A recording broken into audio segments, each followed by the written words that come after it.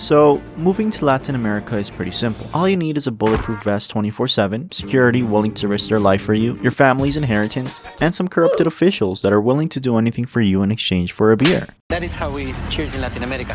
Now, this does sound like I'm describing the president of Ecuador, which, ironically, yes, I am, but even so, moving to South America is actually a lot more simpler, and I'm going to show you how you can do it, and at the same time prevent you from dishonoring your family and cow. Dishonor on you! Dishonor on your cow!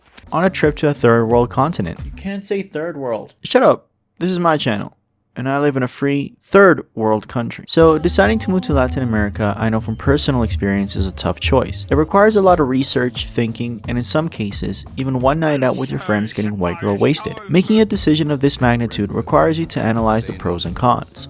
But also, you should realistically set goals. You shouldn't make this decision just because you want to try something new or because your visit to a 5-star all-inclusive resort in Cancun was amazing. You should really make this decision based on what realistic goals you want to achieve. If you want to move to South America because you want to change the scenery, that's okay.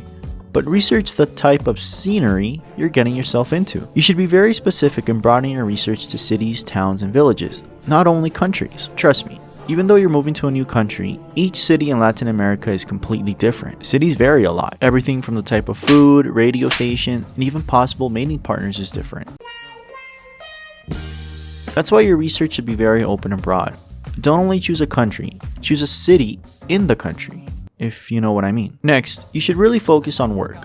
Depending on where you're traveling from, there are a couple of labor options that you have. Unfortunately, Latin America is a very corrupt place, and so finding jobs really depends on your context.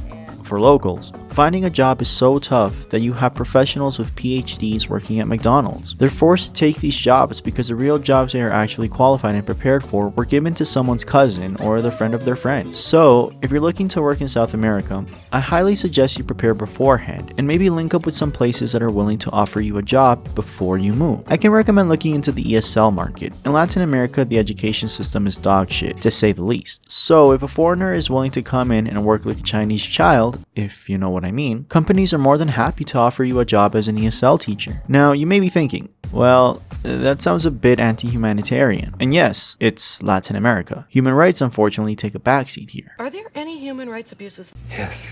That's why you can also look into working as an ESL teacher abroad, maybe online during your stay. That way you can work from home, your home being Latin America in this case, and still have the time, energy, and emotional stability to experience the best of South America. I'll be doing a video about working as an ESL teacher soon, so I'll let you know. Finally, if you're considering making the big move, remember that Latin America is a whole new culture. So most things were completely different than what you're accustomed to in your first world privileged habitat. Now, I do come from the new world myself, not from the American dream, but from a more northern dream. And you're Canadian? My family is Latino as well, so I was raised in Canada as a Latino. This means I was heavily indicted into the culture and customs. But even so, when my family and I made the move, it was a real culture shock for me. Your white customs are very strange to the people of my valley. I spoke Spanish, but it's one thing talking to your mom in Spanish to have her make you empanadas, and it's a whole different thing having to talk in Spanish all the time, even to ask for pork at the market. Countries in South America speak Spanish. Do you or do you not feel bonita? I feel bonita. And you have a better chance of finding Atlantis than you do of finding someone who speaks both English and understands where you come from. Moving to South America requires a lot of learning and adapting. And if you're not willing to do so or struggle being out of your comfort zone, you should really consider this and make an educated decision based on the facts and goals you wish to accomplish. Ultimately, Latin America is a beautiful place, filled with incredible experiences, world-renowned food, amazing people, and also